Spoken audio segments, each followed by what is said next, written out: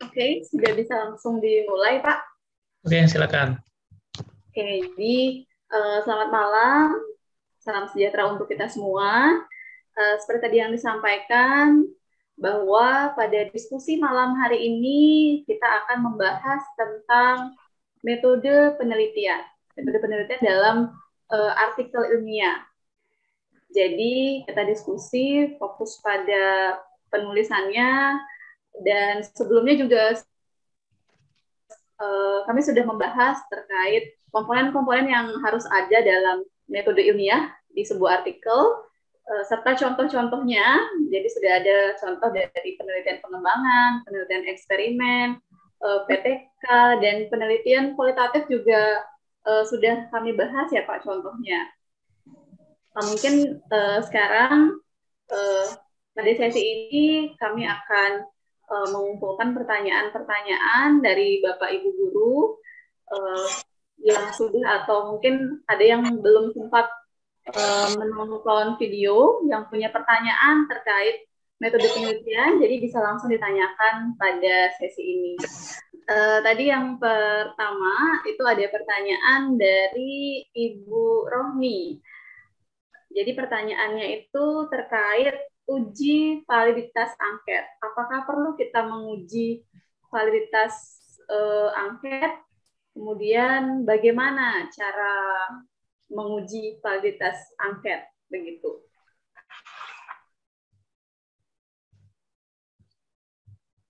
Oke, terima kasih Yen. Mohon izin menanggapi beberapa pertanyaan dari teman-teman.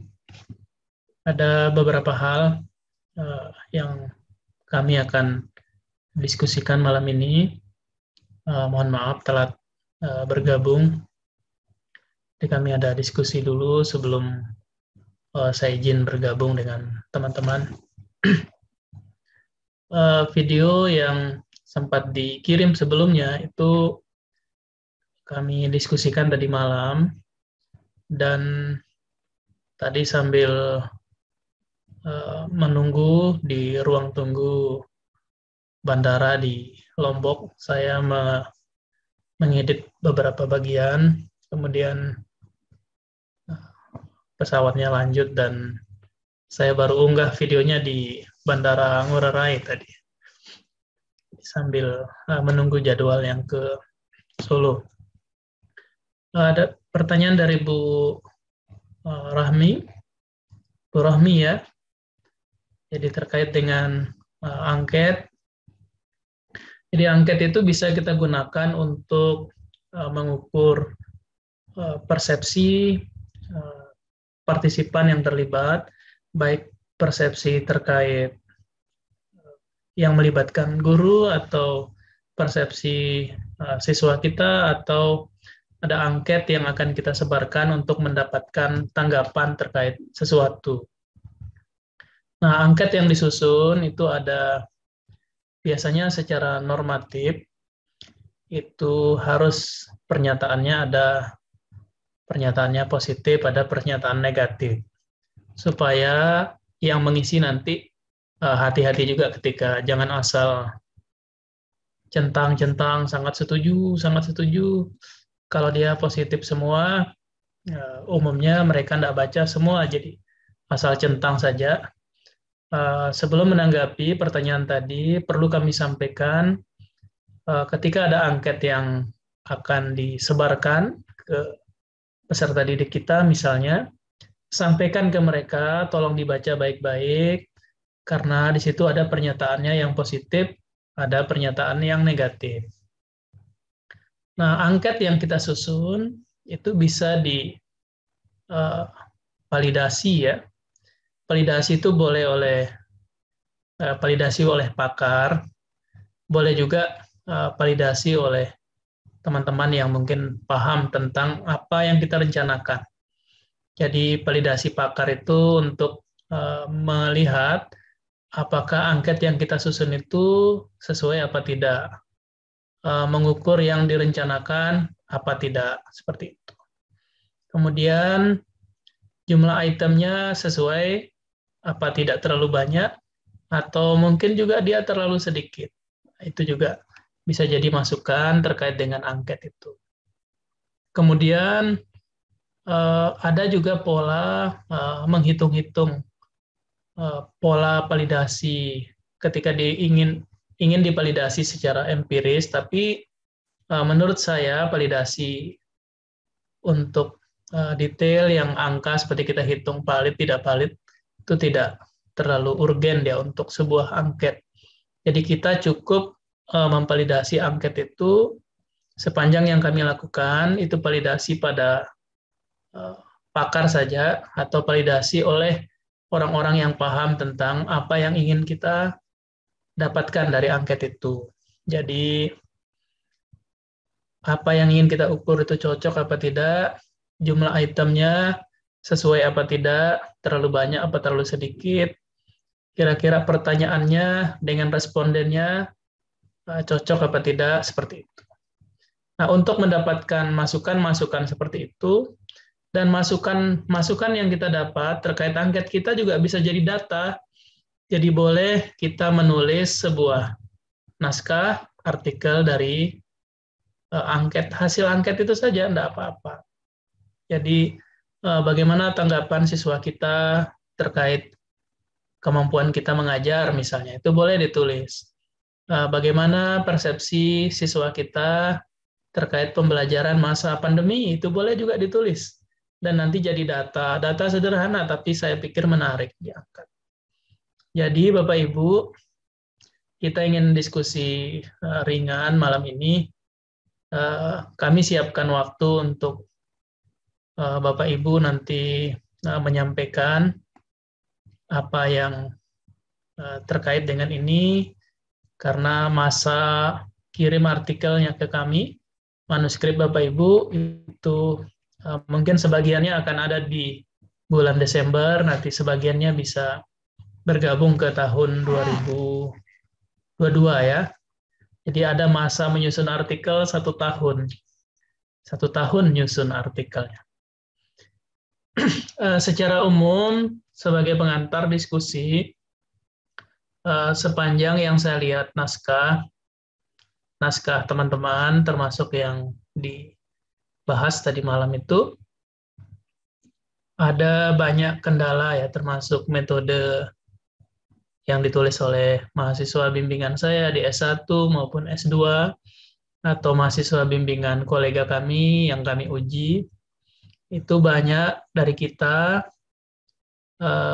menyampaikan apa yang tidak ditulis. Dan banyak yang tidak menulis apa yang dikerjakan. Nah, banyak seperti itu. Jadi kalau misalnya kita mengajar ada 3 pertemuan misalnya, yang datanya kita ambil, maka di metode penelitian, di artikel kita tulis pertemuannya 3 kali, setiap pertemuan itu berapa lamanya, itu penting juga ditulis. Jarang teman-teman kita menulis seperti itu. Kemudian kami lihat juga salah satu naskah yang informasi tempatnya itu sangat lengkap. Nama sekolah, nama jalan, kecamatan, desa, RT, RW. Nah, itu juga tidak perlu sebenarnya. Jadi termasuk yang kita bahas kemarin ada yang seperti itu, padahal sudah terbit ini posisinya. Jadi Bapak Ibu nanti mengirim seefisien mungkin, tapi usahakan selengkap mungkin. Nah, begitu mungkin tambahannya, Yan. Baik, terima kasih Bapak. Saya pikir sudah jelas sekali. Mungkin ada tanggapan lagi dari Ibu Romi. Saya persilahkan. Terima kasih sudah jelas. Jadi memang informasi saya dapat juga sama sepertinya. Jadi terkait dari pakar itu, kemudian tidak harus ada data empiris untuk validitas itu. Jadi terima kasih informasinya. Oke, terima kasih Bu Rahmi. Ini bersama kita nih gabung banyak teman-teman yang lain. Kita memang tidak masalah orangnya banyak, orangnya sedikit. Jadi kalaupun murid kita mungkin 1 orang, karena jadwalnya saat itu ya kita ajari dia. Kita belajar bersama-sama dia. Ini ada Pak Syahdan, raise hand dari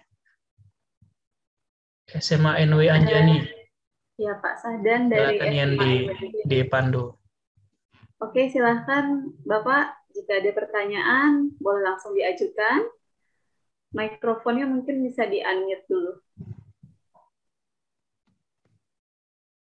Mikrofonnya Pak bisa di-unmute, dihidupkan. Ya. Ya. Terima kasih. Ya, halo. Assalamualaikum warahmatullahi wabarakatuh. Waalaikumsalam warahmatullahi.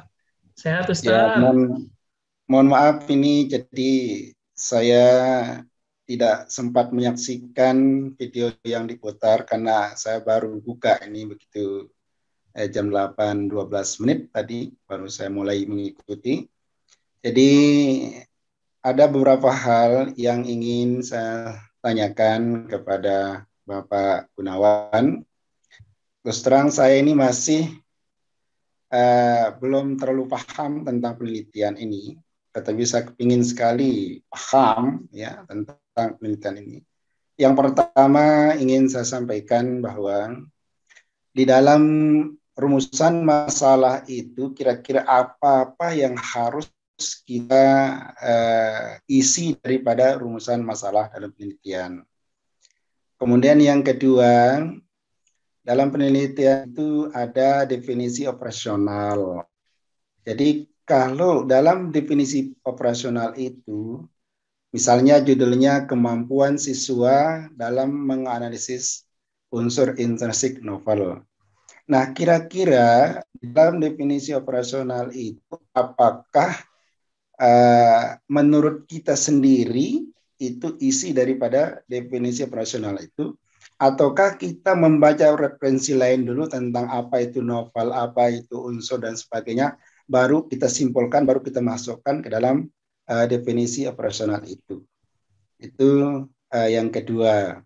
Kemudian yang ketiga, nah metode dengan pendekatan itu berbeda, ya kan? Jadi dalam metode penelitian itu kan ada pendekatan. Nah, kira-kira kalau misalnya penelitian itu penelitian kualitatif dan kuantitatif, ini ada dua-duanya, apakah bisa seperti itu enggak kira-kira? Nanti kan misalnya dalam kesimpulannya itu ada yang menggunakan angka itu kemudian kita jelaskan dengan menggunakan kalimat, apakah itu termasuk penelitian yang ada dua-duanya, kualitatif dan kuantitatif. Ya, untuk sementara itu terima kasih. Assalamualaikum warahmatullahi wabarakatuh. Waalaikumsalam warahmatullahi wabarakatuh.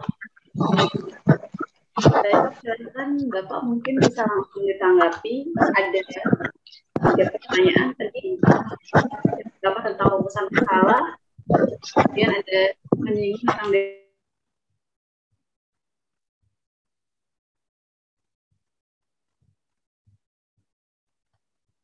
Suaranya Yen masih ya. mungkin bisa diulangi tadi pertanyaan beliau yang awal. Bapak tidak sempat catat tadi. Ya, yang awal itu tentang perumusan masalah, gitu ya Pak Sahdan. Jadi ini Pak Sahdan kayaknya sepertinya mau bicara kembali, tapi masih di mute. Saya teruskan lagi. Iya. Mohon maaf, jadi apa kira-kira isi yang seharusnya di dalam latar belakang penelitian itu supaya terarah betul dalam penelitian itu yang pertama. Kemudian yang kedua, isi di dalam definisi operasional itu bagaimana yang sesungguhnya gitu. Apakah menurut definisi kita sendiri sebagai penulis, ataukah kita membaca referensi dulu baru kita simpulkan pendapat orang itu, baru kita masukkan ke dalam definisi operasional. Kemudian yang ketiga, apakah nanti boleh dalam satu penelitian itu ada penelitian yang kuantitatif dan kualitatif yang bergabung gitu. Itu Ya. yang ketiga. Oke, Pak Sahdan. Terima kasih pertanyaannya Pak Sahdan. Jadi Bapak yang pertama tentang di latar belakang. Jadi bagaimana di sana ada perumusan masalah. Jadi bagaimana untuk nulis latar belakangnya. Kemudian definisi operasionalnya, mendefinisikannya itu seperti apa, begitu Bapak ya? Apakah peneliti sendiri? Kemudian yang ketiga itu terkait dengan apakah boleh jadi satu penelitian kualitatif dan kuantitatif. Silakan Bapak. Oke, terima kasih. Pertama, terima kasih Pak Sahdan atas semangatnya tetap ingin belajar bersama-sama. Jadi memang tidak bisa kita paksa orang untuk terus belajar karena semangat girah kita belajar itu beda-beda memang. Murid kita juga sama seperti itu. Sehingga tidak boleh kita guru-guru ini pendidik baik guru maupun dosen di tingkat mana saja itu ada semangat ada rasa dia putus asa untuk mengajarkan ilmunya pada murid-muridnya, tidak boleh.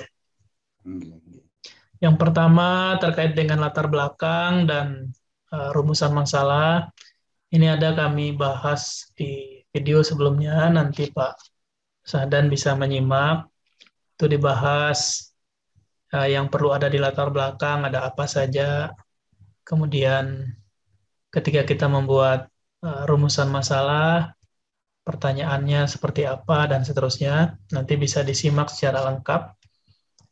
Saya mengomentari secara umum saja. Nanti yang lain bisa Pak Sahdan menyimak secara lengkap di video itu. Rumusan masalah itu kan berisi kira-kira masalah yang sudah kita nyatakan dalam bentuk pertanyaan, yang kira-kira nanti kalau kita akan lakukan sesuatu dengan metode tertentu, metode penelitian kita, maka dia akan kira-kira bisa mengatasi masalah itu, dan hasil penyelesaiannya muncul di dalam kesimpulan naskah kita. Jadi seperti itu. Jadi harus konsisten dia. Jadi saya berusaha membawa tanggapan saya pada bagian metode, karena tema kita diskusi malam ini fokus pada metode penelitian. Kemudian tadi terkait dengan definisi operasional. Betul yang Pak Sahdan tadi sudah sampaikan, bahwa sebelum kita membuat definisi operasional, baiknya kita membaca dulu terkait itu. Jadi tidak boleh kita membuat-buat, dioperasionalkan sendiri tanpa dukungan rujukan atau referensi tertentu. Jadi setelah kita membaca, maka kita diizinkan membuat definisi operasional sesuai dengan apa yang kita lakukan. Apa yang akan kita lakukan di dalam penelitian kita. Jadi saya ambil contoh begini. Jadi misalnya kita di penelitian itu akan mengukur, misalnya di judulnya itu ada hasil belajar. Jadi ada hasil belajar.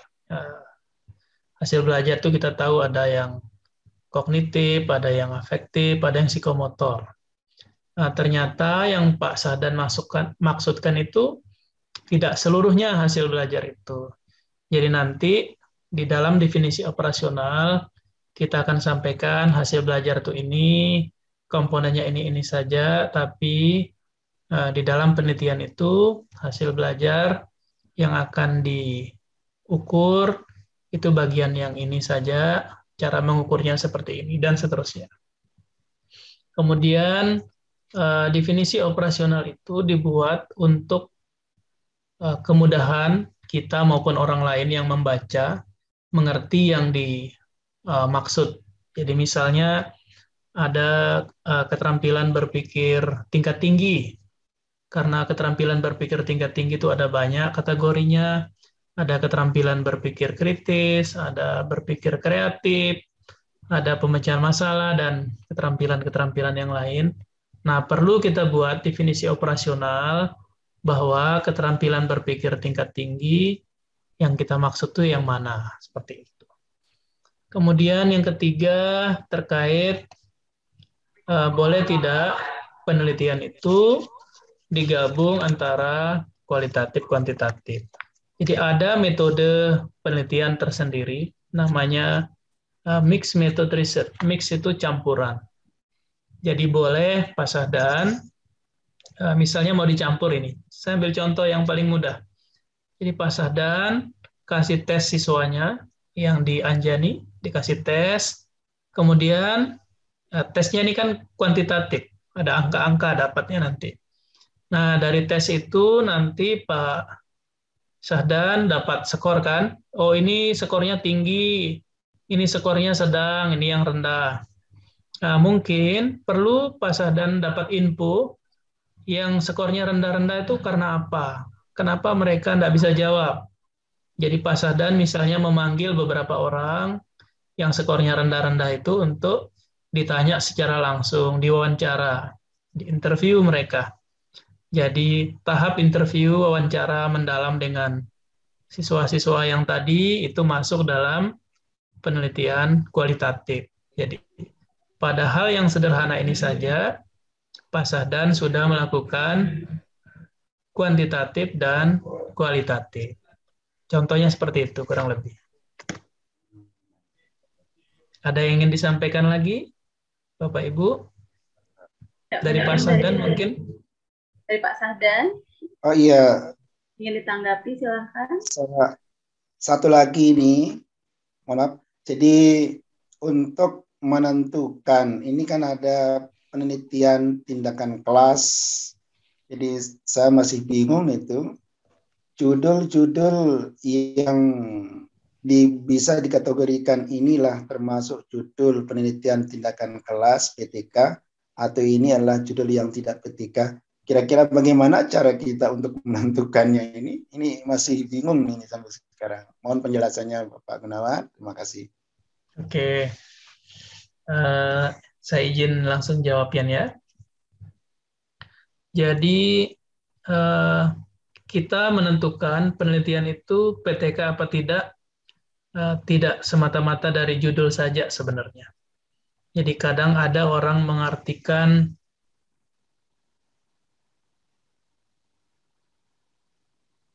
halo, masih bisa dengar suara Bapak ya?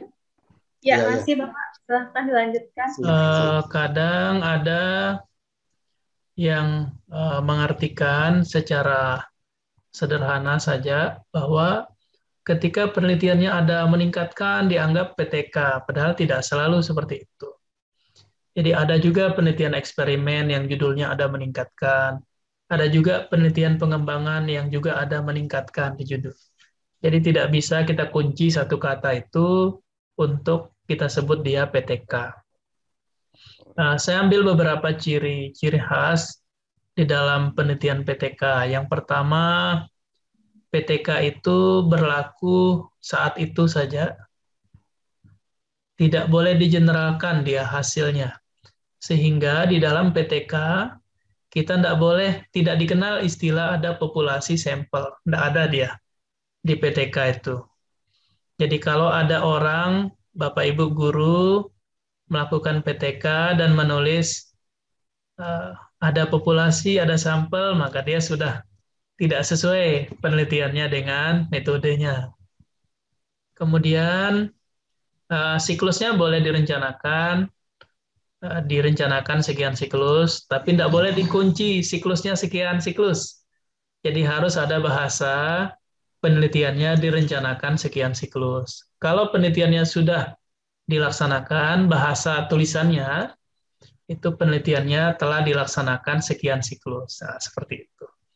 Jadi kalau dari awal direncanakan, seolah-olah nanti datanya kita buat supaya selesai pada siklus yang terakhir. Jadi hati-hatinya di situ. Ini seni kita menulis saja. Kemudian di dalam PTK, karena berlakunya saat itu, di tempat itu, saat itu, maka disarankan di judul PTK itu ada nama sekolahnya, ada semester atau tahun ajarannya, ada materinya. Jadi pada materi apa, tahun ajaran kapan, di sekolah mana, diminta di judulnya muncul, karena hanya berlaku saat itu, di tempat itu, sekolah itu, oleh guru itu. Jadi kalau di penelitian-penelitian yang lain, kita disarankan tidak perlu menulis tempat, karena judulnya jadi panjang dia. Jadi misalnya di eksperimen, atau di kuasi eksperimen, atau di causal komparatif, atau di research and development, pernah ada salah satu judul naskah di jurnal internasional ini, di salah satu jurnal yang bagus, judulnya itu hanya, kalau saya Indonesiakan, penguasaan konsep siswa pada tema tertentu. Jadi misalnya kalau kami di fisika pada konsep gaya misalnya, hanya begitu saja. Jadi dia punya soal, ada 3 soal, ditanya ke beberapa orang siswa, dan dia menceritakan di tulisannya itu, siswa-siswa itu menjawab 3 soal itu seperti apa. Oh, ternyata soal ini diceritakan seperti ini oleh siswa, dan dia menulisnya dengan sangat baik. Itu bayangan kita kan seolah-olah penelitian itu sulit sekali, padahal tidak seperti itu. Kemudian ada yang belum ditanggapi ya? Saya rasa sudah, Pak. Yang tadi tentang PTK, tentang judul-judulnya juga sudah dibahas tadi. Kemudian ini ada pertanyaan lagi, Pak, dari Ibu Kia. Oh, Bu dosen bergabung. Dibaca aja ya. Ya, Pak. Dibaca saja pertanyaan beliau. Ya, jadi pertanyaannya, mohon diperjelas metode penelitian dalam kuantitatif, kualitatif, dan PTK. Titik penekanannya di mana dari ketiga jenis penelitian tersebut. Dalam PTK tidak ada populasi sampel, tetapi menggunakan siklus. Mungkin bisa dijelaskan, Pak, perbedaannya, titik tekannya itu di mana, ciri khasnya mungkin ya, dari masing-masing jenis penelitian. Oke, terima kasih, Yen. Terima kasih, Bu Kia. Ibu Kia, ini teman saya bergabung. Terima kasih sudah hadir. Ada beberapa hal yang perlu disampaikan terkait penelitian kualitatif atau kuantitatif. Kita guru atau dosen boleh penelitiannya kualitatif, boleh penelitiannya kuantitatif, boleh juga penelitian gabungan dua-duanya, mixed method, atau kita mau ambil jenis yang lain. Kemudian dari sisi perbedaan, bedanya sangat banyak. Jadi yang pertama, di kualitatif, ide atau gagasannya itu umumnya lebih umum dia. Sedangkan di kuantitatif itu spesifik sekali.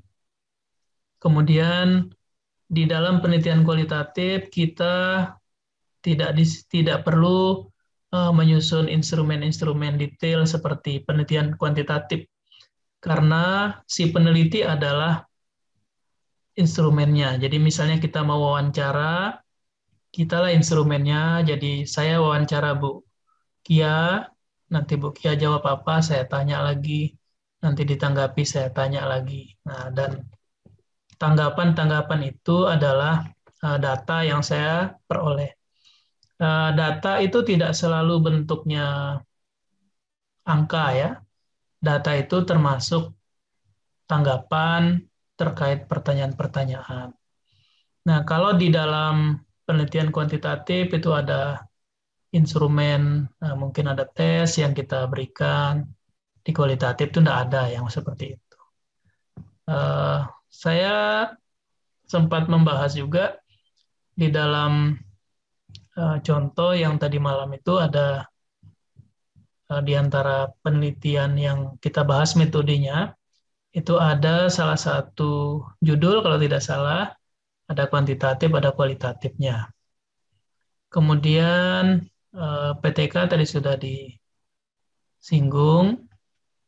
Nah, di dalam PTK itu ada juga aspek kuantitatif dan ada juga aspek kualitatifnya. Kemudian di dalam penelitian kualitatif itu sampelnya biasanya kecil. Jadi dulu ada penelitian di salah satu suku di Papua, itu karena penelitinya ingin dapat data lebih lengkap, si peneliti itu menikah dengan orang yang diteliti di sana, karena dia ingin tahu lebih detail apa yang terjadi di suku itu, sehingga dia tinggal beberapa lama di dalam suku itu, melihat lebih detail mereka seperti apa, dan seterusnya. Nah, di dalam penelitian kuantitatif, sampelnya cukup besar, jadi kita tidak bisa menyimpulkan sesuatu. Jadi misalnya begini, saya ambil contoh, kalau saya memberikan perlakuan, ada satu, misalnya sampai 10 anak saja, belajar tentang sesuatu, dan saya kemudian menyimpulkan bahwa metode yang saya gunakan itu cocok untuk mengajar tema tertentu. Jadi kalau terlalu sedikit respondennya, itu tidak bisa kita gunakan untuk menarik kesimpulan. Dulu saya ingat ada salah satu peserta kita di video sebelum-sebelumnya itu bertanya, bagaimana kalau respondennya hanya ada 6 atau 7 orang? Ini terkait dengan pertanyaannya Bu Kia ini. Kemudian di PTK itu ada pertanyaan berikutnya, tidak ada populasi sampel. Ya, tidak ada populasi sampel karena kalau dia mengajar di kelas itu, itulah responden subjek penelitian mereka, Bapak Ibu guru yang PTK di tempat itu. Di situ pasti ada siklus ya, karena memang PTK itu kenapa disarankan ke Bapak Ibu guru, karena secara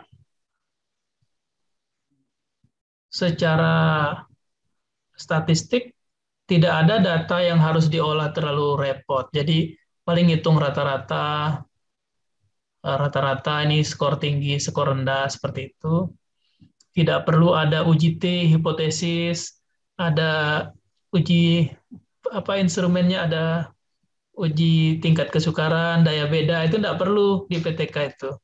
Bapak Ibu dipercaya menyusun instrumen, kemudian memberi perlakuan di sekolah masing-masing, di kelas masing-masing, untuk mencari solusi dari masalah yang dihadapi sendiri sebenarnya. Jadi kenapa disarankan PTK? Karena itu yang paling mudah secara statistik untuk Bapak Ibu membuat kesimpulan. Nah, adapun dengan siklus, ada lalu sempat juga bertanya, Pak Gun, bagaimana kalau satu siklus? Umumnya kalau kita PTK, siklusnya itu tidak boleh direncanakan akan selesai berapa siklus, tidak boleh sebenarnya. Jadi karena kita ingin menyelesaikan masalah tertentu, kemudian kalau di satu siklus sudah selesai, ada beberapa kemungkinannya. Yang pertama, mungkin masalahnya bukan masalah, terlalu sederhana masalah itu. Yang kedua, mungkin indikator kita menganggap masalahnya selesai terlalu rendah. Jadi skornya sudah dapat segini, kita sudah anggap masalah selesai. Nah, hal-hal yang lain terkait dengan ini juga, siklusnya juga tidak harus, misalnya Bapak Ibu ingin publikasi, tapi siklusnya masih bersambung terus ya. Nah, itu tidak apa-apa sebenarnya. Jadi ini kan saya lihat di laporan PTK Bapak Ibu, seperti merencanakan siklusnya setelah sekian siklus, dan rata-rata bisa kita duga hasilnya. Siklus pertama pasti nilainya tidak terlalu bagus, nanti siklus kedua aktivitasnya naik, dan skornya naik. Jadi hampir semua PTK seperti itu. Jadi kalau misalkan seperti itu, kenapa kalau materinya ganti, di materi berikutnya skornya kalau dites ada yang PTK lagi, rendah lagi dia, nanti dikasih siklus 2-3, naik lagi dia, seperti itu. Jadi tidak seperti itu sebenarnya. Jadi ada beberapa peneliti di penelitian tindakan di Action Research itu yang dia melakukan penelitiannya cukup lama dalam 1 semester, dalam 1 tahun, dan dia bisa publikasi banyak. Jadi pas materi ini ditulis, nyambung lagi materi berikutnya dia tulis, dapat data lagi berikutnya ditulis, dan tidak apa-apa. Jadi kita pasti akan ketemu masalah baru. Jadi contoh misalnya gini, saya mengajar materi tertentu, ternyata setelah diajar ke siswa kita, oh ternyata ada program komputer tertentu tidak cocok diajar untuk digunakan mengajar materi tertentu. Jadi ada mungkin yang senang dengan simulasi komputer, dan tidak semua materi itu bisa disimulasikan di komputer. Bukan hanya masalah gerak-gerak kan ya, kita harus pastikan bahwa siswa kita juga mengerti apa yang kita ajar. Kenapa dibuat siklus? Karena umumnya masalah itu tidak selesai sekali, jadi selalu ada masalah baru. Ketika kita ajar begini, oh ternyata siswanya seperti ini. Kita buat lagi apa yang kita modifikasi untuk menyelesaikan masalah baru. Kita misalnya di siswa kita ya, rata-rata mereka baru belajar setelah kita umumkan akan ada ulangan. Ada juga yang buat metode, mungkin diberi ada tes awal di pertemuan-pertemuan, kalaupun 3-5 menit untuk memotivasi mereka belajar. Ya, pola-pola seperti itulah. Jadi PTK itu dibuat agar Bapak Ibu guru lebih mudah melihat apa masalah yang terjadi di kelas masing-masing dan segera menyiasati dengan inovasi-inovasi untuk menyelesaikan masalah itu. Nah, itu bisa Bapak Ibu rancang dalam penelitian tindakan kelas masing-masing. Jadi kalau tidak ada siklusnya, tidak bisa juga dia PTK, karena memang kan sepanjang kita hidup siklus itu ada dia. Jadi tidak bisa kita ajar hari ini tuntas, kita masuk materi berikutnya ada masalah baru pasti. Demikian Bu Kia. Boleh Bapak Ibu yang lain menambahkan. Kita diskusi ini. Pertanyaannya yang saya lebih menarik juga terkait dengan PTK. Apakah PTK ini bisa kita publikasi, apa istilahnya, menulis PTK ini bisa dengan siklus yang begitu lama tadi disampaikan, permasalahan tidak semudah itu untuk kita bisa selesaikan. Apa itu bisa kita tulis dan dipublikasikan? Contohnya kita dosen ini menulis, apa enggak selama itu begitu Pak Dokter, yang lebih efektif, yang lebih bagus untuk kita muat dalam publikasi ilmiah itu apakah bisa? Tentunya, cuman mungkin lama ya Pak Dokter ya, begitu ya, paham maksud pertanyaan saya ya, PTK-nya ya. Oke, terima kasih. Kita menulis itu tidak harus menunggu penelitiannya selesai sebenarnya. Saya ambil contoh. Jadi kami ada penelitian tahun ini, kolaborasi antara Universitas Negeri Semarang, Universitas 11 Maret, UNS di Solo, dan UNRAM. Nah, kebetulan saya yang bergabung di situ. Di rapat kami yang pertama dari hibah itu adalah memutuskan di penelitian ini nanti kami akan dapat kira-kira datanya apa saja datanya. Kemudian data ini akan kita tulis ke jurnal mana saja pilihannya. Jadi bisa sambil penelitian itu berjalan, kalau sudah ada data yang diperoleh, fokus saya tulis data itu dulu, sambil penelitiannya jalan untuk data kedua, ketiga, dan seterusnya. Jadi jangan menunggu semuanya selesai. Nah, itu nanti yang jadi kendala pada banyak penelitian yang dilakukan oleh dosen. Ini kan data kita banyak. Lalu hasilnya Pak Dokter tidak bisa kita berikan hasil kesimpulan begitu maksudnya. Ya, kesimpulannya pada data itu saja. Ini kan misalnya kita akan studi awal. Kita ambil data, misalnya kami di kampus misalnya merencanakan menulis sesuatu tentang kemampuan awal mahasiswa pada tema tertentu. Kita bisa siapkan tes untuk mereka jawab kemampuan awal tentang tema itu, dan saya bisa tulis kemampuan awal mahasiswa saya pada tema itu saja. Jadi nanti ada perlakuan kita, mungkin mereka akan dapat treatment beberapa pertemuan, nanti bisa kita berikan tes lagi. Kalau mau ditulis lagi, bisa bahasanya peningkatan kemampuan dia setelah belajar bersama kita dengan metode atau model tertentu. Jadi kalau misalnya nanti berlanjut lagi, nah, pasti banyak yang bisa ditulis. Itulah pentingnya semua kita banyak-banyak membaca supaya banyak ide kita untuk menulis. Jadi kalau kita sudah banyak baca contoh tulisan siapa saja, maka nanti ide kita untuk menulis yang lain itu lebih banyak dibanding hanya baca WA saja atau baca Facebook saja, baca Instastory siapa gitu. Nah, itu tidak terlalu bermanfaat ya, membuat kita lebih baik. Iya. Nah, jangan lupa baca Al-Quran, ada kewajiban kita ngaji. Harus ada itu tiap hari, itu baca-baca. Jangan hanya baca buku. Jangan hanya baca buku, jangan hanya baca jurnal, jangan lupa ngaji. Nah, itu penting juga, jangan sampai lewat itu. Jangan hanya buka WA ya Pak ya. Jangan hanya update status.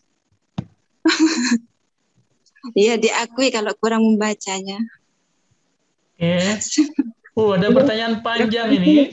Ya. Ini ada pertanyaan. Bisa dibaca ya. Rohmi, Pak.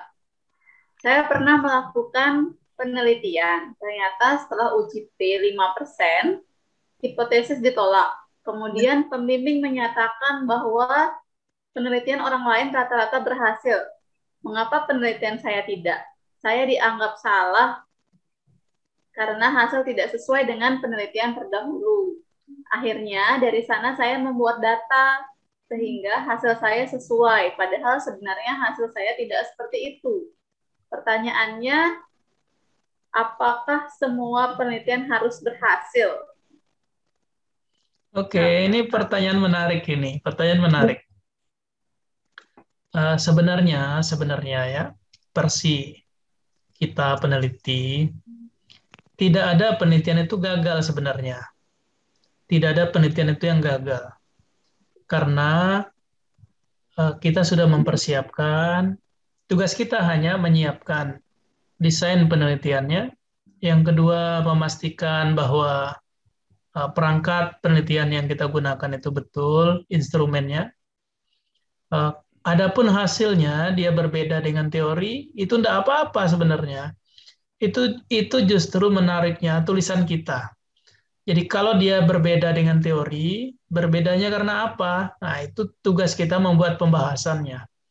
Jadi saya pernah, ada banyak mahasiswa saya, memberi perlakuan, dan hasilnya ternyata kelas kontrol itu lebih baik dia dibanding kelas eksperimen, dan tidak apa-apa seperti itu. Jadi dia berbeda dengan teori itu tidak apa-apa. Tugas kita peneliti mencari penjelasan kenapa itu terjadi. Kenapa itu terjadi? Jadi termasuk misalnya ada siswa kita rajin sekali bertanya, ternyata dari skor nilai setelah dia tes, nilainya tidak lebih baik dibanding siswa kita yang diam-diam saja. Kan bisa jadi ya di kelas kita tuh ada begitu. Jadi itu tugas kita memberi penjelasan, memberi pembahasan yang memadai terkait data itu. Jadi termasuk di dalam hasil penelitian kami lalu ada di antara salah satu, saya sempat presentasikan ini di beberapa forum, ada materi tertentu ternyata tidak cocok dia diajar dengan model pembelajaran yang kami tawarkan itu. Jadi dia lebih cocok diajar secara konvensional. Ya, contoh begini, kami ada riset buat simulasi komputer. Pada materi tertentu yang rumusnya banyak, yang rumusnya itu harus diturunkan tahap demi tahap, ternyata lebih tinggi nilai anak-anak yang tidak belajar pakai komputer. Lebih tinggi skor siswa atau mahasiswa kita yang diajar step by step di papan oleh gurunya. Ini diajar seperti ini. Dan tidak apa-apa seperti itu. Kita sampaikan apa adanya data kita. Dan ada beberapa data saya juga cukup berbeda dengan teori dan saya happy-happy saja dengan itu. Mungkin ini perlu pendekatan saja nanti ke depan kalau ketemu masalah yang sama.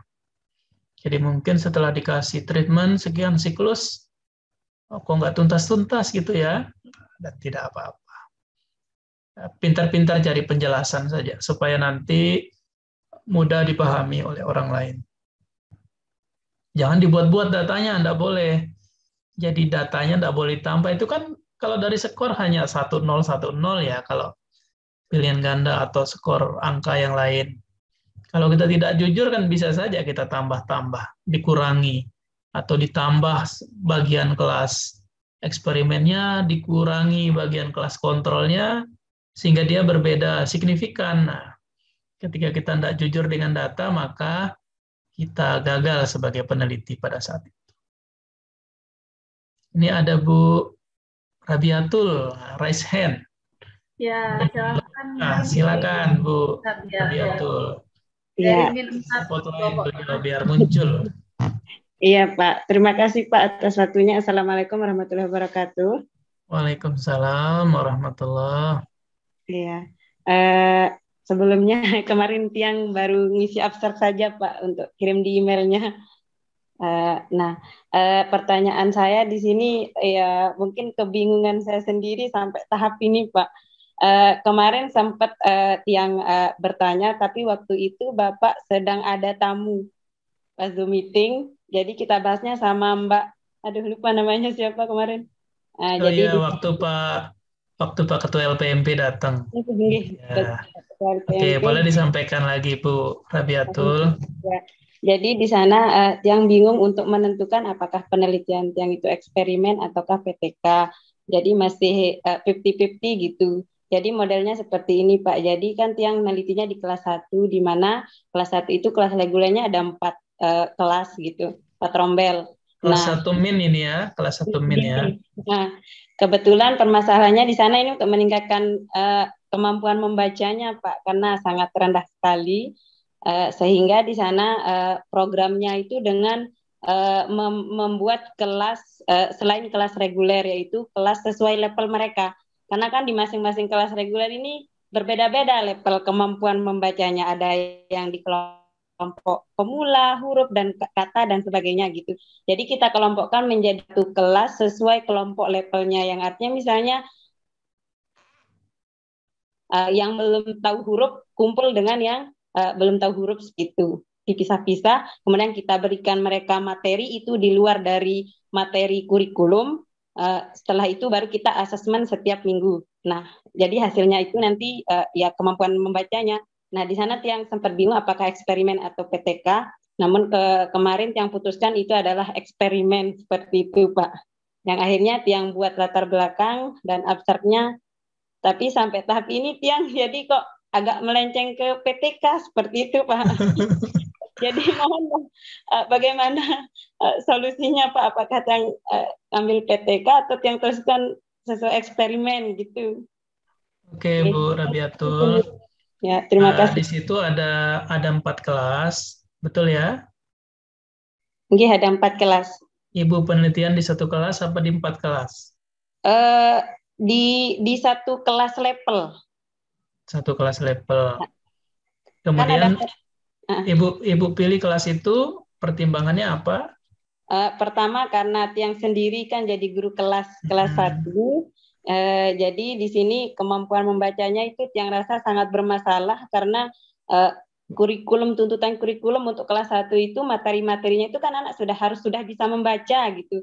Ya. Jadi itu masalah yang kami rasakan sehingga kami mengambil materi di luar pelajaran kurikulum itu untuk meningkatkan khusus untuk meningkatkan mereka kemampuan mereka membaca gitu.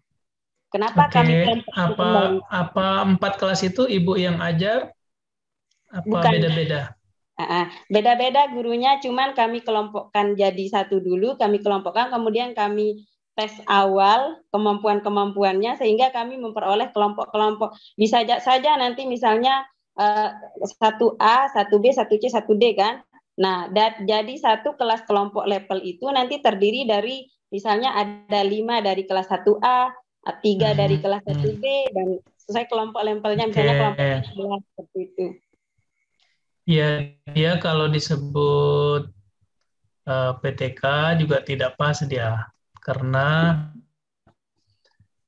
pertama kelas itu campuran anak-anak dari kelas yang lain. Kemudian ternyata Ibu ada pertimbangan kenapa milih kelas itu. Berarti sudah muncul di situ purposive sampling, pemilihan sampel karena pertimbangan-pertimbangan tertentu. Nah, jadi nanti lebih pas Ibu lakukan kuasi eksperimen mungkin di tempat itu ya. Tidak masalah juga kalaupun disetting jadi PTK misalnya, tidak masalah dengan itu. Jadi yang penting kita dapat masalahnya apa, kemudian niat kita menyelesaikan masalah itu yang penting ada, dan desain penelitiannya kan bisa disesuaikan. Jadi Ibu bisa terus dengan data-data yang ada, dan setiap data yang diperoleh itu nanti bisa ditulis. Dan di metode Ibu ceritakan saja, jadi dia dipilih, pertimbangannya ini, ada dikelompokkan supaya seperti ini, diberi perlakuan sekian kali, setiap perlakuan itu berapa lama, kalau ada observasi, siapa yang melakukan observasi, ada berapa observernya. Jadi kalau misalnya Ibu ambil data, diberi tes, ada berapa soalnya pilihan ganda apa IC, kayak gitu-gitu. Itu isi metodenya nanti. Dan setiap data-data yang diperoleh itu tinggal diambil sisi uniknya. Jadi misalnya, oh ini ada sekian anak yang sudah dipilih-pilih itu ternyata ada karakteristik tertentu siswa yang mungkin kemampuan membacanya bagus. Bisa dihubungkan apa anak-anak yang kemampuan baca bagus itu sudah ngaji di rumahnya apa belum. Jadi kalau dia sudah ngaji di rumah, sudah iqra berapa, atau mungkin sudah tamat iqra-nya, apa kira-kira ada hubungannya anak-anak itu dengan dia kemampuannya membaca lebih cepat misalnya. Bisa jadi ada, bisa jadi tidak ada. Kita kan perlu data ini. Jadi saya biasanya melihat semua sisi yang mungkin bisa saya tulis. Kira-kira kalau misalnya mungkin sekali kita dapat data itu, jadi kami misalnya begini juga kami sempat lakukan ya sama Yeni dan tim. Kami ada treatment di satu sekolah, diberi perlakuan belajar dengan model tertentu, kelas yang lain belajar secara konvensional. Dibandingkan kelas eksperimen, kelas kontrol. Kemudian kami juga lihat ada yang menarik. Ternyata anak yang belajar di kelas eksperimen antara laki-laki dan perempuan ternyata hasilnya beda. Nah, ini juga kami tulis. Jadi yang belajar dengan model tertentu itu antara laki-laki dan perempuan beda, kami juga tulis. Jadi tulisan yang lain. Nah, ini kan sisi-sisi lain yang kami perlu sampaikan. Artinya banyak hal yang bisa kita tulis di kelas kita itu. Sehingga nanti orang lain baca, jadi ilmu untuk dia, jadi pengalaman baru. Mungkin mereka ingin mencoba seperti itu, dan saya pikir kalau ada hal yang baik yang orang lain ikuti, itu nanti bisa jadi amal kita. Termasuk kita diskusi malam-malam begini kan bagian silaturahim kita ini. Jadi belajar bersama-sama. Ini bukan karena tidak ada kesibukan, kita sama-sama sibuk ini kan, tapi masih semangat belajar, itu yang luar biasanya di sini. Semangat Bu Rabiatul, kapan-kapan insya Allah mudah-mudahan ada waktu Rizky kami nanti bisa berkunjung nanti ke sekolah ya. Oke Pak, terima kasih Pak. Ini ada Baik. beberapa yang raise hand baru sepertinya, Yen. Mungkin Bapak Ibu yang mau bertanya bisa langsung raise hand atau ketik pertanyaannya di kolom chat. Saya belum menemukan yang raise hand baru nih, Pak. Ya, tadi sempat raise hand. Mungkin ditarik setelah dijawab. Iya. Mungkin ada yang mau bertanya lagi terkait penelitian yang sudah dilakukan mungkin. Jadi metodenya mau disesuaikan atau boleh juga ya nih yang bertanya kalau ada pertanyaan mungkin dari Bapak Ibu tadi atau dari pengalaman Yeni atau teman-teman lain yang satu grup kita yang sempat ada masalah lah terkait metode itu, nah boleh kita sampaikan. Mungkin mewakili suara hati Bapak Ibu guru yang tidak bertanya ini. Ya, mungkin untuk ini mungkin Pak, tentang penelitian survei. Jadi rencananya saya ingin membuat suatu penelitian, jadi mau nulis artikel rencananya, tapi artikelnya yang sederhana saja terkait survei jomblo-jomblo. Ya, jadi survei. Survei siswa ini?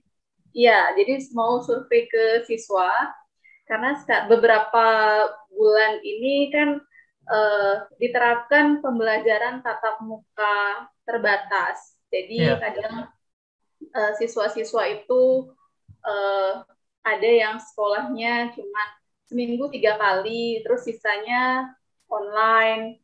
Kemudian ada juga yang bisa, ada katanya sekolah yang bisa memilih antara online atau mau langsung tatap muka. Nah, jadi rencananya saya ingin survei bagaimana tanggapan siswa terkait pembelajaran yang dilaksanakan. Jadi ini kan kesannya seperti blended learning. Jadi ada sesi tatap muka, ada sesi online-nya juga. Nah, jadi kira-kira seperti apa Pak teknik pengumpulan data yang tepat? Apakah hanya survei saja atau bisa mungkin ditambahkan yang lain sehingga pembahasannya akan menjadi lebih kaya? Jadi dari artikel yang sederhana tadi ada keunikan dan ada novelty-nya begitu dari data yang nantinya akan saya peroleh begitu. Oke. Terima kasih. Bapak Ibu boleh melakukan survei. Kalau keahlian surveinya nanti bagus, bisa dilibatkan lembaga survei ya, dalam survei calon bupati, calon gubernur. Jadi kita boleh survei ke siswa kita, ke orang tua. Kita boleh survei terkait banyak hal dalam konteks belajar yang tadi ingin disurvei. Saya ada pengalaman bersama tim melakukan survei di awal-awal pandemi, bertanya ke dosen dan bertanya ke mahasiswa. Kita bertanya ke dosen di awal-awal pandemi itu mengajarnya pakai apa? Ada yang pakai learning management system, ada yang masih pakai email, kirim-kirim bahan, ada yang pakai WA group, ada yang macam-macam. Kan jawabannya macam-macam waktu itu. Dan jawabannya saya tulis betul-betul, ditulis, dan banyak orang baca tulisan itu, padahal sederhana sekali datanya. Ya, artinya hal seperti itu pun boleh kita tulis. Tidak ada salahnya juga. Tidak ada hukum agama atau hukum negara yang kita langgar. Kemudian terkait dengan data, kalau misalkan survei saat ini ya dengan pola sekarang, sudah familiar juga orang menjawab survei secara online. boleh dikirim via tertulis, dikasih ke responden, mereka menjawab, boleh jawab di tempat, boleh jawab dibawa pulang, boleh dibuat dalam bentuk Google Form untuk diisi secara langsung. Dan setelah kita mendapatkan tanggapan, jawaban-jawaban beliau itu, kita boleh adakan penguatan ya. Kita boleh mengumpulkan beberapa orang untuk diwawancara, bisa Zoom seperti ini, bisa didiskusikan. Tadi dari Pak Sahdan kita terima info, dari Bu Rabiatul kita terima info, dari Bu Salkia juga kita dapat info. Saya selalu melihat pertanyaan orang lain itu sebagai ilmu baru bagi saya. Jadi ketika ada orang bertanya, otak kita tuh mikir, info yang ada di situ terpanggil kembali untuk keluar. Jadi kalau tidak ditanya, kadang kita lupa apa isinya itu. Jadi ketika ditanya, muncul lagi. Ketika dipanggil, memori di otak kita itu muncul lagi, seperti itu. Dan dari jawaban tanggapan-tanggapan, kita bisa memanggil beberapa orang, bisa diwawancara by phone, telepon, via Zoom seperti ini. Boleh dikunjungi ke rumahnya, sekalian silaturahim, ketemu beberapa orang. Kenapa tanggapannya seperti itu? Saya pikir banyak yang menarik nanti didapat. Jadi intinya kita jujur dengan data kita dan kita merencanakan apa tindak lanjut kalau kita ketemu data yang sedikit berbeda. Jadi jangan biasakan terima satu data dan kita sudah puas dengan data itu. Kita perlu penguatan. Jadi misalnya kegiatan ini kan kalau teman-teman lain lakukan itu bikin Zoom 1 kali, pelatihan, suruh guru-guru mengisi angket, dan langsung dianggap selesai. Nah, kami tidak ingin polanya begitu. Jadi kita belajar terus. Ya, kita nanti dapat mitra baru, dapat teman baru. Mungkin nanti ada penelitian yang kita akan lakukan bersama-sama. Jadi saya terpikir misalnya ketika mampir di salah satu pondok, ada beberapa santri yang hafalannya bagus, bacaan Al-Qur'annya bagus, perlu mungkin mereka kita beri tes tertentu untuk membuat hubungan bahwa ada korelasi antara kemampuan itu dengan kemampuan-kemampuan lain yang mungkin tersimpan dalam diri mereka itu. Jadi mungkin kemampuan numeriknya, kemampuan verbalnya, kemampuan argumentasi, dan seterusnya. Ini kan belum pernah ada yang menulis begini. Jadi kita coba ambil sisi yang bisa kita tulis sama-sama. Jadi kalau kolega kita banyak, jadi model kami misalnya saat ini, kita ada penelitian di beberapa tempat, kalaupun kita posisi di Mataram, kita bisa dapat data, karena di daerah lain itu kita punya teman. Jadi misalnya sekarang saya punya responden di SMA-nya Pak Sadan. Saya kirim data ke beliau, instrumennya, minta siswa beliau mengisi data itu, nanti kami tulis sama-sama dan kita diskusikan sama beliau. Nanti beberapa siswa yang menarik bisa kita panggil, data-data yang menarik kita panggil siswanya, kita bisa ketemu mereka, mungkin sambil kumpul-kumpul ringan, dan saya pikir banyak data dapat kita di situ. Nah, ini pola-pola seperti ini yang kita ingin bangun. Jadi misalnya ada Pak Agus Salim bergabung dari SMP 3 Taliwang.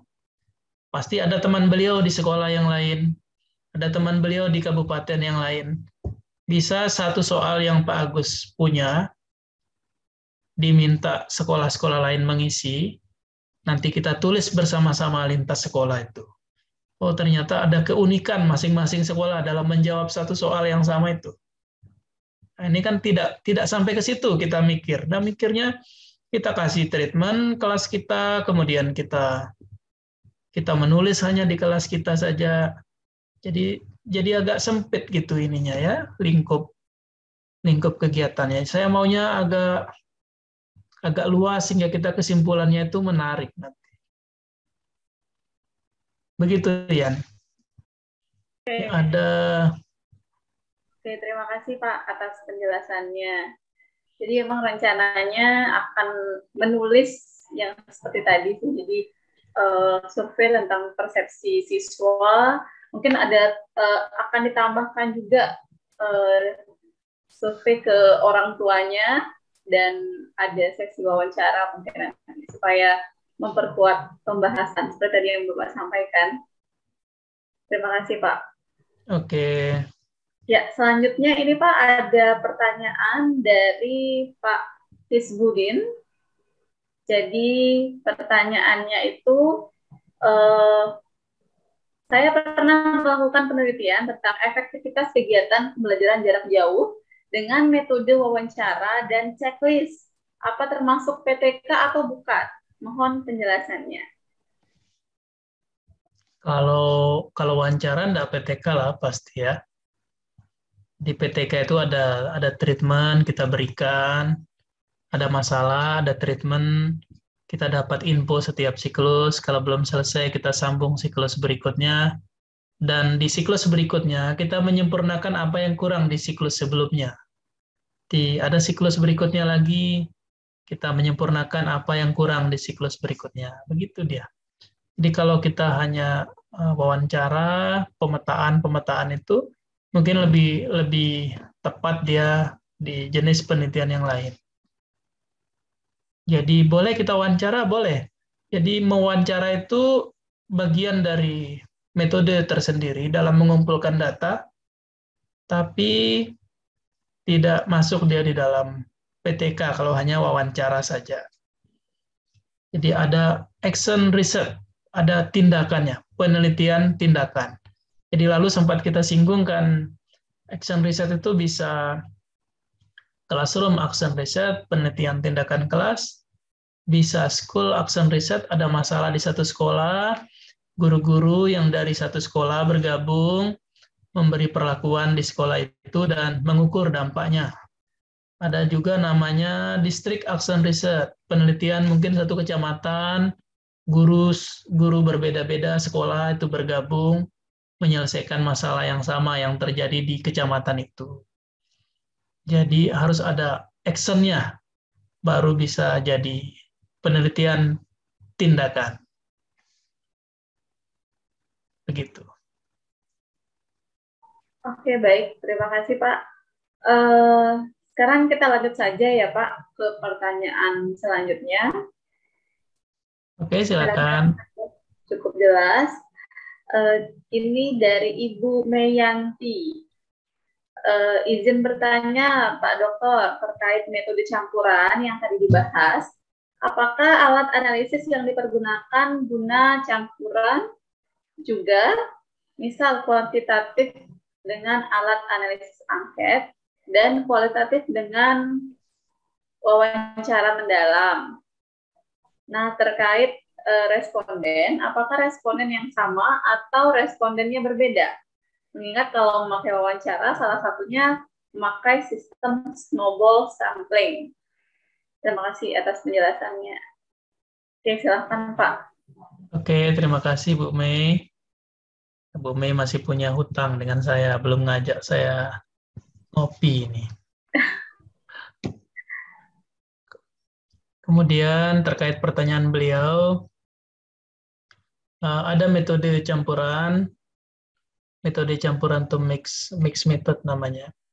Jadi kalau dia kualitatifnya duluan, baru kuantitatif, itu namanya berbeda dengan kuantitatif, kualitatif. Ada juga yang dilakukan beriringan. Itu nanti ada beberapa buku khusus tentang itu. Dari nanti yang ingin tahu lebih detail, boleh baca-baca tentang mixed method research. Kemudian terkait dengan respondennya sama atau berbeda? Respondennya boleh sama, boleh berbeda. tergantung apa yang ingin dikumpulkan datanya. Jadi misalnya Bu Mei ingin tahu pendapat orang tentang kopi tertentu. Kita bahas kopi karena beliau punya PR ngajak saya ngopi nih. Jadi kalau misalnya kita tanya seseorang tentang kopi tertentu, maka kita akan dapat jawaban. Jadi kalau misalnya kita sudah memberikan treatment di kopi itu, kemudian kita tanya lagi kepada dia bagaimana kopi itu, bisa tanggapannya sama dan bisa juga berbeda. Kita boleh memberikan kopi yang sama, versi yang tadi, yang awal, ataupun yang sekarang kepada orang yang berbeda, dan kita bisa menanyakan ke mereka terkait kopi itu. Nah, ini kan masalah respondennya sama atau tidak, tergantung apa yang kita inginkan sebenarnya terkait tujuan penelitian kita, dan di dalam beberapa riset itu diizinkan sama atau berbeda.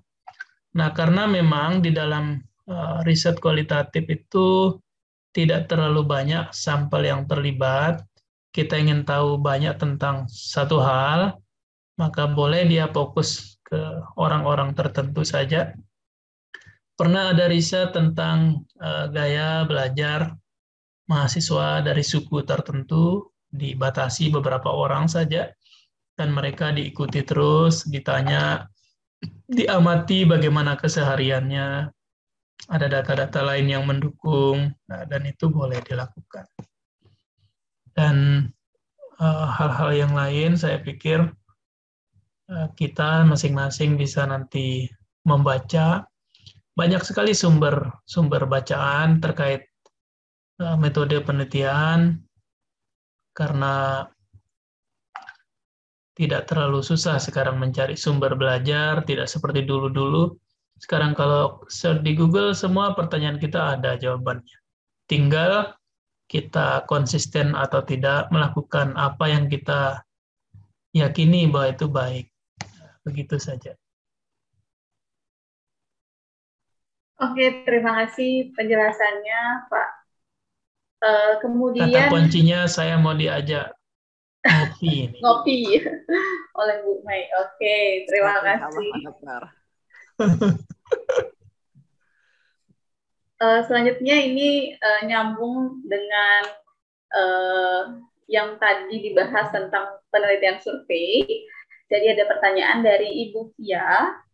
Penelitian survei itu apakah termasuk penelitian kuantitatif atau kualitatif? Oke, silakan langsung dijawab, Pak.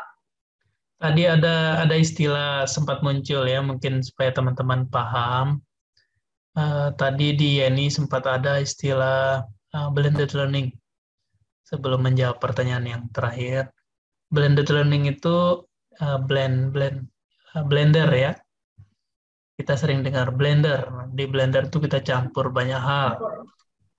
Blended learning itu perpaduan antara pembelajaran yang dilakukan face-to-face, tatap muka, dengan online learning. Jadi boleh online learning dulu, baru face-to-face. Ada yang face-to-face dulu, baru online. Bisa diatur gilir-giliran. Ada banyak jenisnya blended learning itu. Di salah satu buku yang pernah kami tulis, di model pembelajaran berbasis ICT, itu ada penjelasan terkait itu. Nanti bisa kita lihat sama-sama. Kemudian tadi dari Bu Mei sempat ada muncul nih, kita terganggu tadi karena nyebut kopi ya. Jadi ada istilah juga di sampling itu, ada snowball sampling. Jadi snowball itu bola salju. Jadi kalau misalnya kita sering nonton film action, ada jatuh salju kecil, semakin ke bawah makin besar, makin besar, makin besar. Jadi di dalam snowball sampling ada sampel yang jumlahnya tertentu, lebih kecil, kita tanya makin banyak orang terlibat, makin banyak orang terlibat. Itu snowball sampling. Ada namanya juga di sampling itu two-state random sampling. Jadi ada 2 tahap di sampling. Jadi di sampling pertama dapat kelompok, nanti dari kelompok itu disampling lagi orang-orang yang terlibat. Jadi di two-state random sampling contohnya mungkin yang mudah kita dapat gambaran itu ketika pilpres ya, pilpres. Jadi ada sampling ini basis masanya Prabowo atau Jokowi. Kemudian dari basis-basis masa itu diambil berapa orang yang dijadikan responden. Nah, kalau misalnya salah di dalam penentuan, bayangkan ada hanya berapa ribu orang saja, dan hasilnya tuh mirip dengan hasil real ya nantinya. Jadi bayangkan kalau itu semuanya basis pendukungnya Pak Jokowi, atau seluruhnya basis masanya Pak Prabowo waktu itu, maka presentasinya kan jadi tidak seperti real ya, akan agak jauh dia. Itulah pentingnya sampling itu. Nah, kita kembali ke pertanyaan tadi. Apa pertanyaannya, Yan? Yang tadi tentang penelitian survei, itu apakah termasuk penelitian kuantitatif atau kualitatif? Survei itu ada salah satu metode. Jadi kualitatif, kuantitatif itu bukan metode sebenarnya. Kualitatif, kuantitatif itu pendekatannya. Jadi di dalam survei bisa ada kuantitatifnya, karena pasti ada angka-angka yang kita dapat, pasti ada kualitatifnya, karena kita ingin tahu lebih detail tentang data-data itu, sehingga kita perlu tanya orang lain, wawancara, bertanya langsung ke dia, atau bertanya ke orang sekitar dia, sekitar orang yang kita ingin tanya. Jadi model kita ingin tahu profil mahasiswa penerima bidik misi misalnya, maka selain kita tanya yang bersangkutan, setelah dia mengisi data, kita juga akan tanya yang bersangkutan, kita tanya orang tuanya. Ada juga saat kita datang ke tempat dia dan kita bertanya ke orang lain yang bukan dia. Kita tanya tetangganya tanpa dia tahu bahwa kita sedang datang ke sana. Kita tanya mungkin kepala desa tempat dia tinggal, bagaimana kondisi dan seterusnya. Itu pola-pola itulah. Jadi ambil benang merah pembeda antara kualitatif dan kuantitatif. Dari sisi deskripsi kata saja, kuantitatif dan kualitatif kita dapat pembeda yang jelas, dan di dalam beberapa hal itu bisa dua-duanya sekaligus. Kita akan dapat data kuantitatif, kita akan dapat data kualitatif. Dalam hal itu terjadi, nanti kita tulis di bagian metode kita, penjelasannya seperti apa. Data kualitatif kita olah seperti ini, data kuantitatif kita olah seperti cara yang lain. Nah, seperti itu ya. Itu siapa tadi punya pertanyaan? Ibu Kia, Pak. Nah, Ibu Nah, Kia. Terima kasih Pak Dokter. Saya melanjutkan ya dari. Terima kasih melonnya. Sempat diantarin melon dulu ke ruangan. Jangan begitu Pak Dokter. Nih, saya melanjutkan dari yang sudah dijelaskan. Terima kasih Pak Dokter. Saya setuju dengan apa yang disampaikan tadi bahwa harus setuju. Kalau enggak setuju enggak boleh.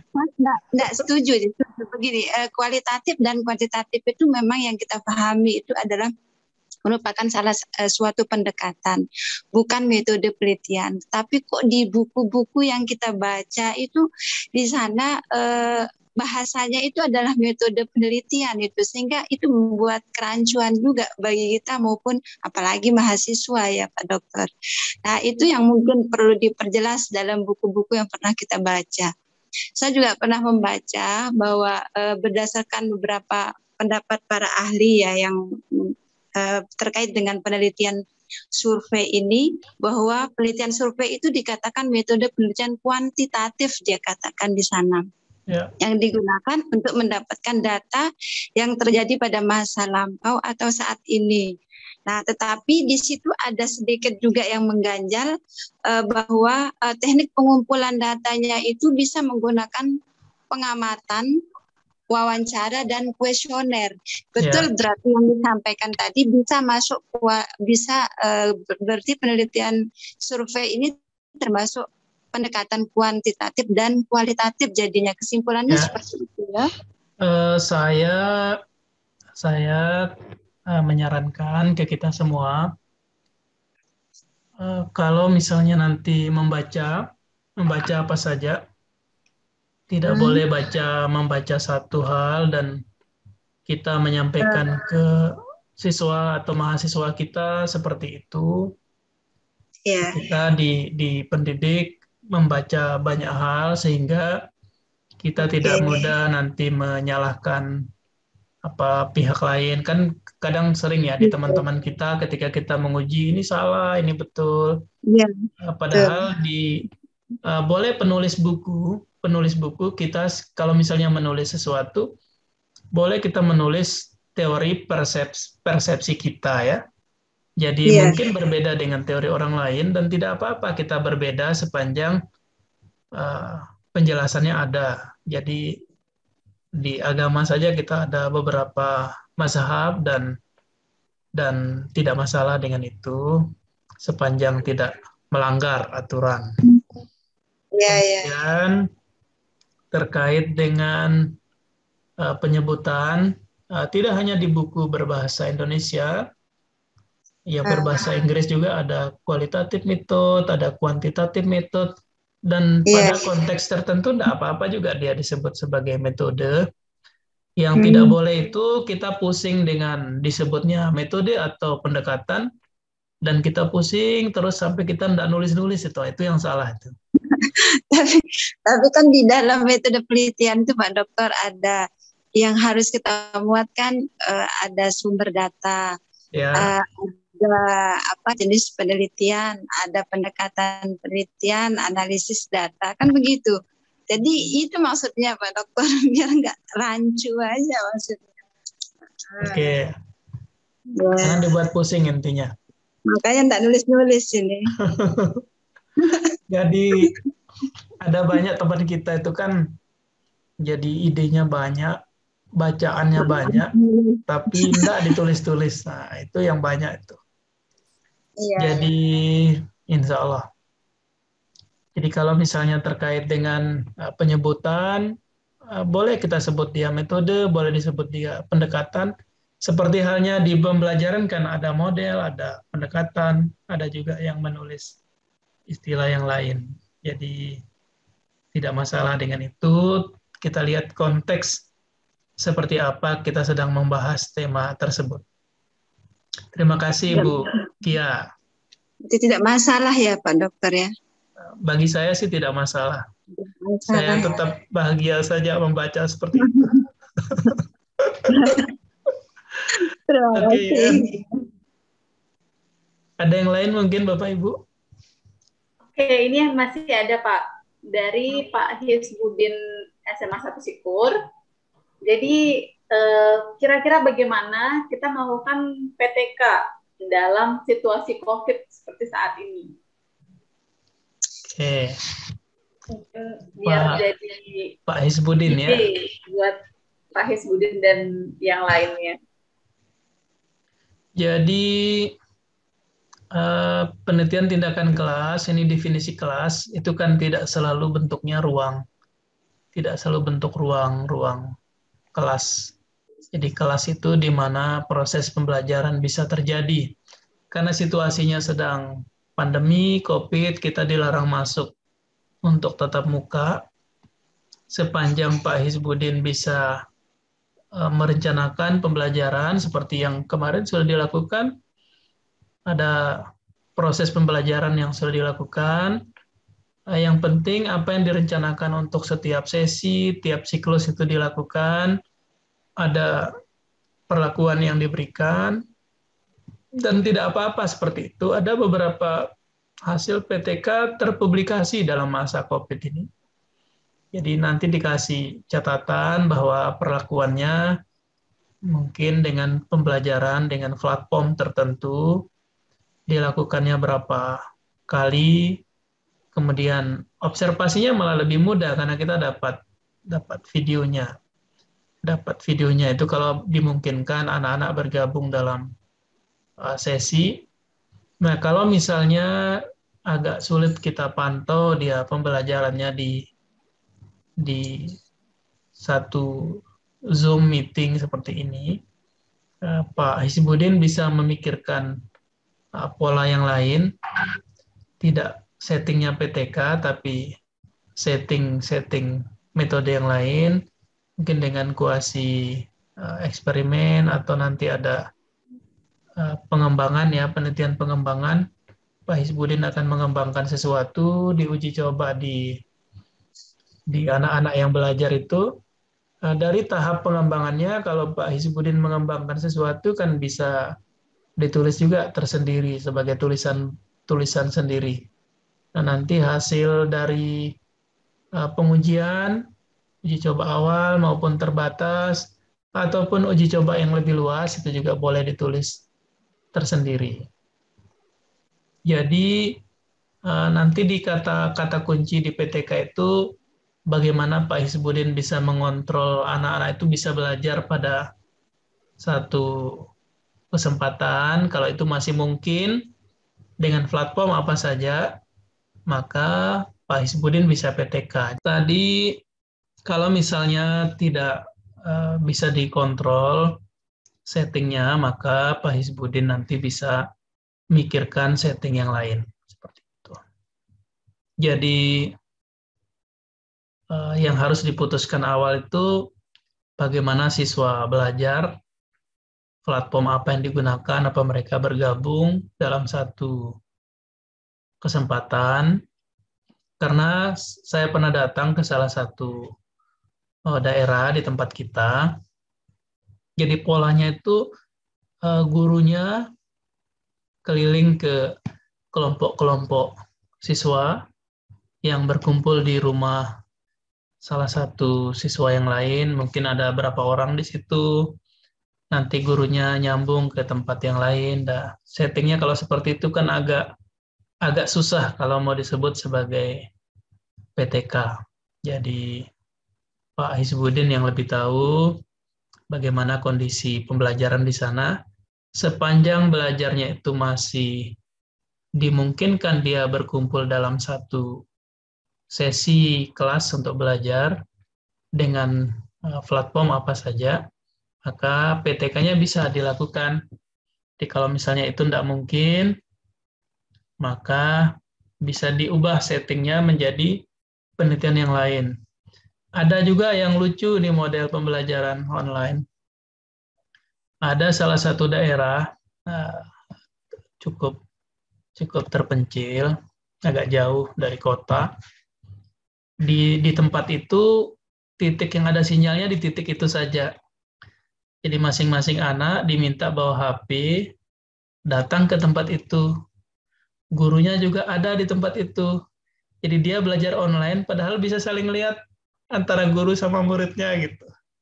Itu terjadi ada di daerah kita yang seperti itu ya. Belajar online tapi sebelahan-sebelahan gitu. Itu agak susah disebut apa itu nanti ya? PTK.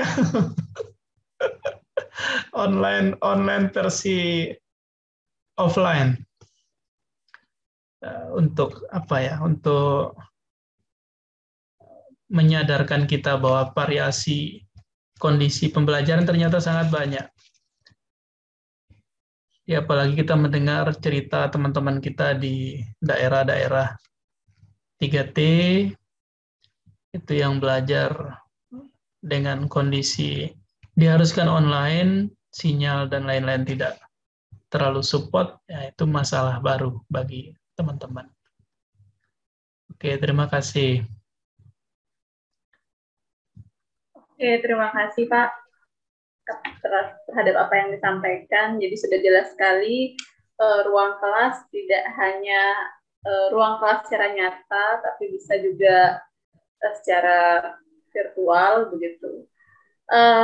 Terus kemudian ini ada pertanyaan lagi Pak dari Pak Muaidin, SMA 3 Mataram. Assalamualaikum Pak Dokter, izin bertanya, dalam metode penelitian, apakah ada aturan yang baku berkaitan dengan urutan penulisannya, mulai dari desain penelitian sampai ke teknik pengumpulan data, dan apakah teknik penulisan dalam bentuk satu paragraf atau bagaimana? Oke, terima kasih Pak Muaidin. Pak Muaidin ini teman saya sejak kuliah, ini teman satu kelas kami, dan kami sangat dekat sampai sekarang, masih silaturahim. Terima kasih Pak Muaidin bergabung, Pak Guru SMA 3 Mataram. Tidak ada aturan resmi, termasuk di buku-buku tidak diatur urutannya, hanya sebaiknya ditulis itu secara terstruktur. Tidak boleh di depannya kita tulis penelitian ini dapat data macam-macam, diolah seperti ini, olah-olah gitu ya. Kemudian baru muncul instrumennya setelah itu. Baru muncul yang menjawab instrumennya setelah itu lagi. Jadi urutannya tidak masuk. Jadi urutan yang muncul di video yang beredar, yang kita sudah share itu urutan-urutan yang umum kita jumpai dalam tulisan, ada desainnya, mungkin ada definisi 1-2 kalimat terkait dengan definisi metode yang dipilih, ada tahapannya, ada populasi sampel, kalau pakai populasi sampel, ada instrumennya, apa yang digunakan, kemudian ada informasi analisis datanya seperti apa. Jadi urutannya kita yang lebih tahu, sehingga di awal itu kita diminta mengidentifikasi bagian-bagian penting yang perlu ditulis di situ, karena tidak perlu semua. Jadi kita misalnya tidak harus menulis banyak rumus di situ, atau terlalu detail. Misalnya ada juga yang menulis nama siswa, dikasih lampiran nama-nama, itu tidak perlu sebenarnya. Jadi hal-hal yang sifatnya detail sekali, itu bisa dipasang di lampiran kalau di dalam laporan akhir, skripsi atau tesis. Nah, di dalam manuskrip kita, di dalam manuskrip yang akan kita kirim ke redaksi, data-data lengkap itu tidak perlu dilampirkan juga, karena lampirannya kan tidak selalu diminta. Hanya kalau misalnya ada orang ingin tahu lebih tentang itu, biasanya ada yang berkirim email ke kita, Pak Gunawan, Pak Muaidin, kami tertarik dengan penelitian Bapak, kami ingin dapat info. Nah, biasanya mereka tanya. Email-email itu ke email yang ada di keterangan nama kita, sehingga disebut di situ ada corresponding author. Corresponding author itu orang yang berkomunikasi dengan redaksi, orang yang mungkin menerima pertanyaan atau saran terkait tulisan itu, karena dia yang akan dihubungi oleh orang lain yang membaca. Jadi tidak ada ketentuan resmi harus seperti apa yang kami tulis di video itu adalah apa yang umumnya kami gunakan, apa yang umumnya penulis lain gunakan. Kalau ada modifikasi, enggak apa-apa juga. Boleh seperti itu. Demikian, Yan. Mudah-mudahan cukup menjawab apa yang ditanyakan oleh teman-teman. Dan kalau misalnya tidak ada pertanyaan lagi, mungkin ada yang ingin bertanya secara langsung, kami persilakan. Jadi kalau tidak ada, biar bisa ditutup karena di Lombok sudah jam berapa ini? Jam Betul, 10. sudah jam 10. Ya. Jam 10. Baik, Bapak Ibu, ada pertanyaan satu lagi, mungkin bagi yang mau bertanya silakan langsung ditanyakan. Jika tidak ada, mungkin kita cukupkan sesi diskusi kita pada malam hari ini. Ada Bapak Ibu yang mau ditanyakan lagi? Alhamdulillah tidak ada. Yang ditanyakan Pak Dokter lagi di luar Lombok ya Pak Dokter? Tadi pagi ke kampus sebentar, terus menuju ke bandara. Ini sedang di Solo sekarang. Sedang ada diskusi ringan dengan tim-tim peneliti di Solo. Halo Pak Dokter. Oke, terima kasih semuanya. Mohon maaf jika ada hal-hal yang kurang berkenan. Jadi kami nikmati proses belajar ini dengan bahagia. Mudah-mudahan tidak ada yang tersinggung. Kita belajar terus.